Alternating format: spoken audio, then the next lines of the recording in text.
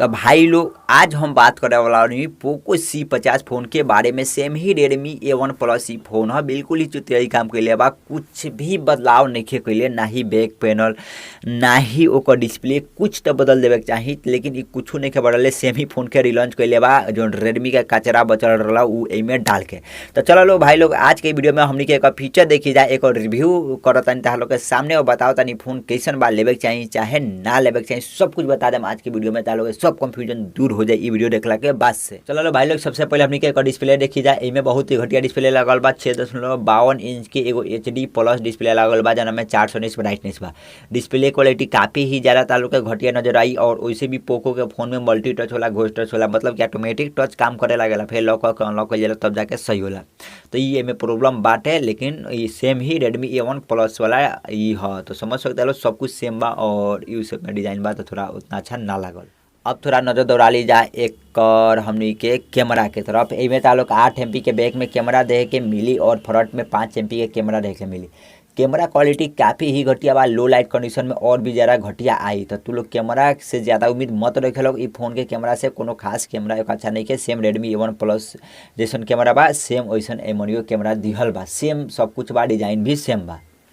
चलो भाई लोग बात कर जाओ हमनी के एक और बैटरी के और चार्जर के। इनमें ताल्लुक के 5000 mAh के बैटरी दी, जो उनकी बैटरी बैकअप ठीक ठाक दी, नॉर्मल यूज पर ताल्लुक एक दिन के बैटरी बैकअप दे ही दी।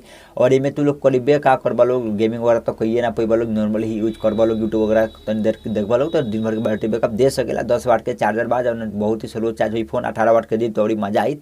तो इनमें ताल्लुक के फोन के चार्ज होकर में 2 से 2.5 घंटा समय लग जाए, कई बार 3 घंटा भी लग जाए, तो अब जाके फुल चार्ज हुई ई फोन।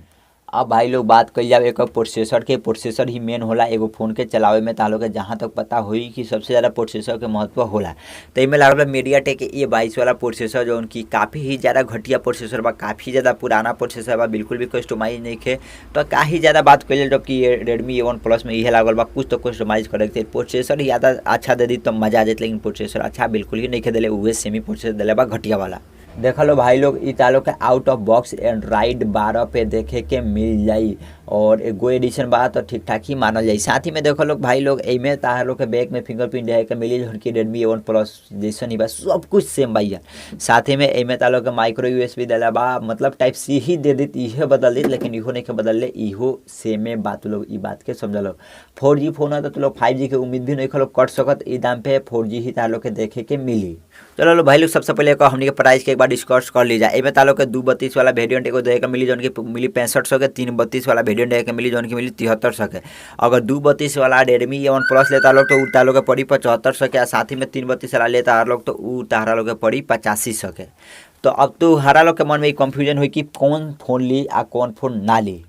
तो टेंशन मत लो भाई लोग, सब कुछ बतावे वाला कि कौन फोन लेवे चाहिए कौन फोन ना लेवे चाहिए।